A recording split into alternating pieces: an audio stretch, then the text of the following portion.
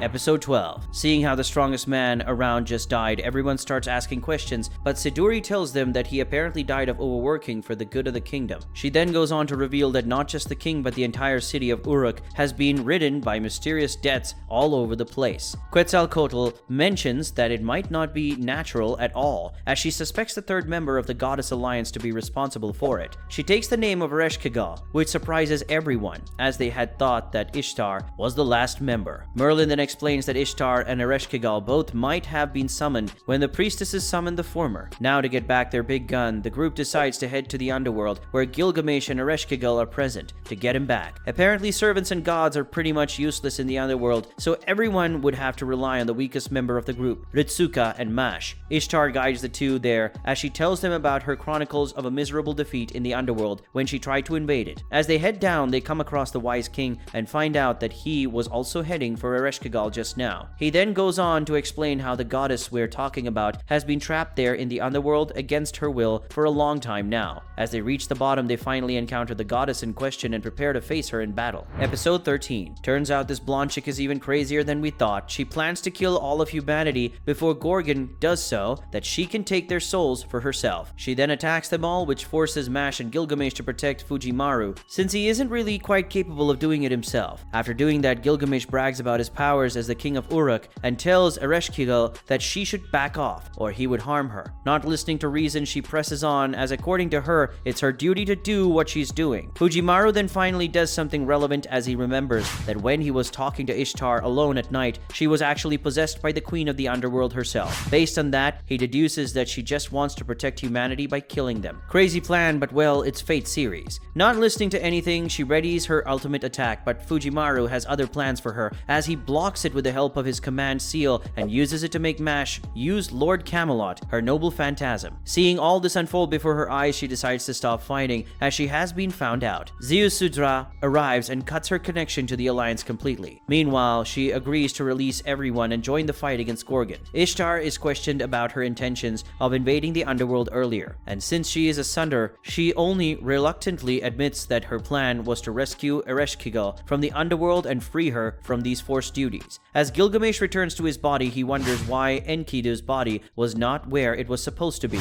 and concludes that Kingu must be a different soul put in his body, as the soul of the original Enkidu is no longer in this world. Episode 14. Now that the big guy is back, they continue making plans against the problem at hand. Gilgamesh comes up with a plan that the blood fort is making Gorgon stronger than she really is, and if Quetzalcoatl is able to throw the axe they just got from her towards the fort, it might just breach the barrier and weaken Gorgon to the point that Fujimaru can fight her with his servants. Since the plan is now set, it is time for everyone to prepare to execute it. So that night, Fujimaru encounters Anna again, and after finding out that she doesn't hate the humans as much as she did earlier anymore, he gets a sigh of relief. What brought this change was the fact that she had been helping everyone around Uruk in the absence of everyone else. Meanwhile, the northern wall has been attacked once again, with Kingu in the front lines, but some timely efforts from Jaguar Man keep the beasts at bay. Quetzalcoatl finally throws the axe and destroys the blood fort, damping a lot of her own and Gorgon's power, as she is still connected by the three goddess alliance. Seeing how Gorgon isn't doing so well, Kingu retreats and makes his way back to her, while the usual four and Ishtar make their way to her. Gorgon goes on to explain her motives, that humans deserve this torture as this is just her revenge on them, but Fujimaru doesn't give her the time of the day, as he tells her that he will never accept this time of thinking. Seeing how little Anna is, it's quite plausible she hasn't seen her yet, but once she makes eye contact with her, the big goddess gets extremely scared, as she reveals that she is a younger version of Gorgon and goes by the name of Medusa. Merlin then unlocks her full powers, and she decides to use her own mystic eyes of petrification on her. Episode 15. Anna uses her special weapon Harpe to sever the immortality of Gorgon and land the final blow to finish her once and for all, but it takes all of her strength to do it, and she fades away with her after saying some quick farewells to Fujimaru and the others. But something is not right here. Gorgon is already defeated, but the Grail isn't appearing at all, and the Singularity is still standing strong instead of collapsing. To answer all these questions, Kingu arrives and reveals that it is he who possesses the Grail, and that Gorgon's death was always a part of the plan. He further adds that her death would awaken Tiamat, who Merlin mentions is an evil of humanity, before suddenly losing strength and disappearing mysteriously. Everyone returns to Uruk after this shocking turn of events, and they realize that it is already quite late, as the city is already under attack by Tiamat's minions. Vicious beasts that prove to be a challenge even even for the servants, after Fujimaru meets up with Gilgamesh and tells him about the thing that Merlin said while disappearing. He tells the boy about how Tiamat is a beast meant to destroy humanity, dubbing the creatures of Tiamat Lamu. Roman mentions that they are similar to Kingu. Gilgamesh tells the people of his city to flee to the northern wall as the group finds out that Siduri has been kidnapped. When they go to rescue her, they find out that she has already been turned to a Lamu, and thus they are only able to save some other random survivors. Kingu then commands the Lamu to stop their violent streak of killing and going out of control, but they disobey him and attack him instead. Episode 16. The Lamu take charge as they remove the Grail from Kingu's body and declare that he is pretty useless now. He flees the scene and tries to run away, but he is once again cornered in the forest as they attack him one after another. One of the Lamu goes to deliver the Grail to their master, while the others get pummeled at the hands of one of their own as it turns on them. Being mortally wounded, this one turns out to be Siduri. In her final moments, confusing Kingu for Enkidu, she tells him about the fact that everyone mourned his death in Uruk. This triggers the memories of Enkidu in his body and causes a lot of confusion within him as Siduri meets her end. On Fujimaru's side, they are pursuing the Grail, but a corrupted Ushi Wakamaru, who is now a servant of Tiamat, has other plans, as they are successfully delayed in getting the Grail as it has already reached Tiamat. Gilgamesh then tells them about the horrors of Tiamat and how it would be uncontrollable if it gets the Grail. As they are speaking, Tiamat begins spreading all of its black mud that corrupts anything it touches all over Mesopotamia. If it keeps going on like this, it will engulf the world. Fujimaru then decides that it's now or never as he decides to confront the beast head on. Episode 17. Tiamat is well on the charge, but Fujimaru and his servants seem to have more than one surprise in the bag as they attack her directly. Ishtar uses her noble phantasm and seemingly deals with the threat comprehensively, but it turns out that Tiamat has another form as it becomes gigantic and gargantuan. The black mud keeps spreading, and it really shocks and saddens Fujimaru that the only survivors left are the 500 with Uruk, while everyone else from the surrounding cities has already been corrupted or died. Roman then gives more bad news as he reveals that Tiamat cannot be killed as long as life still exists on Earth. It's a being that is above life and death. This gives Fujimaru a wonderful idea as he proposes to transport it to the underworld, as no life exists there and thus no hacks for Tiamat. All seems to be sorted out until Ereshkigal puts a damper on things and tells them that she needs at least a full day's time to open a gate big enough for that monster to be transported to the underworld. Gilgamesh tells Ishtar to use the Bull of Heaven, Gulagana, but little did he know that the careless goddess has already lost it. Gilgamesh gets tired of everything and orders everybody to sleep and get a good night's rest. Episode 18. Fujimaru and Mash are down in the dumps as they feel guilty over messing everything up, as they should. But the wise king, Gilgamesh, comforts them as he tells them that he saw prophecies of just his own survival, but the fact that 500 people are still alive means that they have made a difference. As the rest of them prepare to fight, Kingu sneaks into the city and Gilgamesh greets him. He gives him his own grail to sustain his body and tells him that he is free to do whatever he wishes. Cutting back to, the gigantic monster approaching everyone, Quetzalcoatl uses her noble phantasm, Giacotl, Piedra del Sol, with some help from Hitachi Bo, and destroys the black mud around Tiamat, slowing down her progress. But Tiamat reveals that she can fly too, and thus Quetzalcoatl sacrifices herself to use yet another noble phantasm that damages one of the horns of the monster. Now that everyone seems to be dying at a rapid pace, Gorgon suddenly arrives and puts herself in the way of the monster. Episode 19. Turns out the Gorgon we are seeing right now is actually Anna in her adult form. Don't know how that worked out without her going crazy too, but she too sacrifices herself in order to completely destroy the horn that her fellow goddess damaged just a while ago. But now that Quetzalcoatl is gone and no one is there to stop the mud, Tiamat continues on foot. Taking Anna's advice and returning to Uruk, the pair is condemned by Gilgamesh for their efforts and decides to personally take part in the battle. Tiamat then tries to snipe Fujimaru from afar, but Gilgamesh blocks it and suffers a serious mortal wound. It is raining corpses down there as just then Kingu appears once again and sacrifices himself to create the chains of heaven, the one noble phantasm that actually holds the monster in place for Ereshkigal to open the gates of the underworld and transport it there. Ishtar contributes by blasting a hole under Tiamat and making her fall down, but the monster seems quite unbeatable as it starts using its black mud to regenerate herself and corrupt the underworld, negating the power it holds over her. But just then, Merlin finally comes back. This time, it is the real one, not a servant, directly from Avalon, and he neutralizes the mud with his overpowered magic. He proceeds to tell Fujimaru that during his time in the Singularity, he has actually summoned a grand servant who is the natural counter to Tiamat. Ziusudra arrives on the scene and reveals himself to be the said grand servant. servant, the very first Hassan-i-Sabah. Episode 20. Hassan, the man of the hour, imposes the death restriction on Tiamat and makes her vulnerable to destruction, but the stubborn monster summons more Lamu to assist her climb to the living world, and they are doing pretty well as they outmarch Fujimaru and his servants until the cocky, confident servant form of Gilgamesh arrives at the scene. He is able to easily suppress Tiamat and her Lamu, but then she pulls out another thing as she starts a new Genesis field to restart the universe. Ereshkigal then sacrifices herself to suppress Tiamat for a while, since that has been a pattern throughout, giving Merlin and Mash a chance to use their noble phantasms to open up a path for the boy to attack its head directly. Fujimaru then has a main character-esque conversation with Tiamat's subconscious and convinces her to abandon her whole plan to destroy humanity, as he tells her that humanity still loves her. Now that the field is out of the way, Gilgamesh uses Enuma Elish, the greatest treasure he possesses, to obliterate the physical form of the monster that has haunted his city for an agonizing and tedious period of time. The underworld starts to crumble under all of this, and Merlin transports Fujimaru and Mash to the surface with his powers. Episode 21. After the battle is over, our main characters regain consciousness on the surface and encounter Quetzalcoatl there along with Jaguar Man. The latter explains that she had rescued the goddess at the last moment, and this time they both disappear for sure as their role is completed after they congratulate the pair on their victory. The pair then goes to the ruins of Uruk to find Merlin and Ishtar there, who tell them about the damage done to the underworld. But Ishtar doesn't tell them about Ereshkigal's death because it would make them sad.